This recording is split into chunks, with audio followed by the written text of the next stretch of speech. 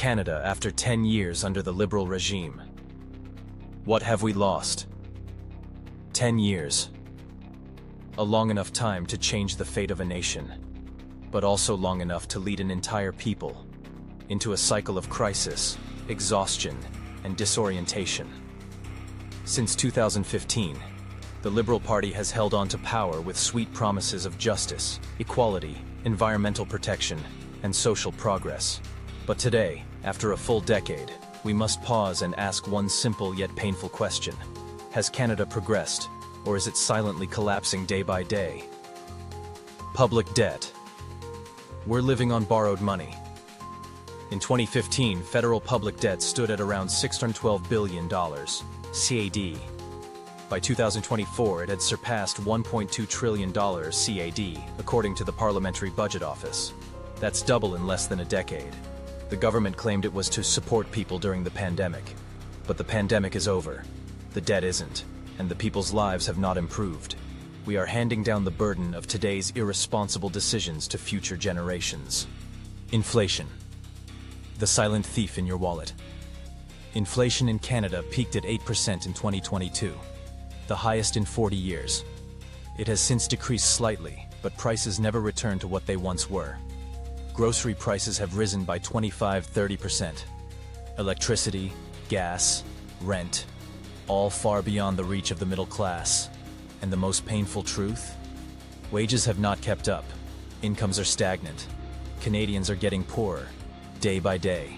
Not because they're lazy, but because the system has betrayed the hardest working citizens.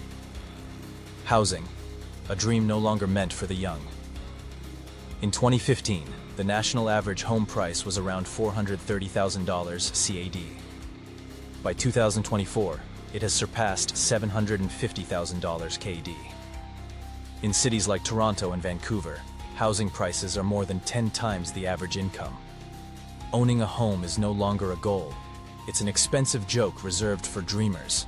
Leaders say, we care about future generations, but they're tightening the noose around that very future. The middle class. The backbone of the nation is breaking. The middle class is melting away like ice under the sun of debt and inequality. They are the backbone of society, and they are being crushed between three tightening screws. Crushing taxes, soaring costs, stagnant wages, average income growth, 1.7% year cost of living. Increase, 6% year or more. Young people can no longer afford to live independently. Buy a home? Impossible. Save money? Hopeless. Have children? A mathematical struggle for survival. They are not poor because they are lazy. They are poor because they have been betrayed. Wealth gap. A new class system is being born. The richest 5% hold more than 50% of the nation's wealth, while the bottom 50% hold less than 6%. The rich, getting richer. The rest, suffocating. The Liberals say they fight inequality, but it is their own policies. Loose monetary control, uncontrolled money printing, misdirected subsidies, and biased taxation that have systematically engineered this injustice. We are not fighting inequality.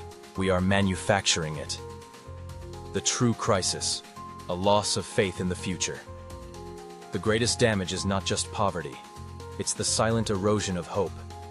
Young people leaving the country.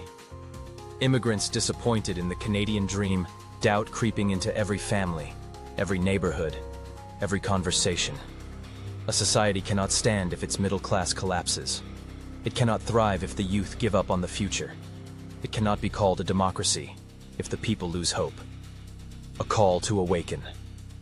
Before it's too late. Canada is not advancing. We are drifting in a sophisticated system of exploitation, where your tax dollars are funneled into lavish PR stunts, where truth is buried under layers of fake virtue. We are running out, not just of money, but of spirit, intellect, and vision. We don't need more promises. We need to wake up. If you still believe Canada can be better, if you still love this land and don't want to leave it behind, then don't stay silent. Stand up. Speak out. Create change. I'm not asking you to carry a flag. I'm asking you to carry a ballot. Vote in the next election. Share this message far and wide. Turn frustration into action. Turn disappointment into transformation. If you feel this message in your heart, like, subscribe, and share this speech. Don't let it echo in the void.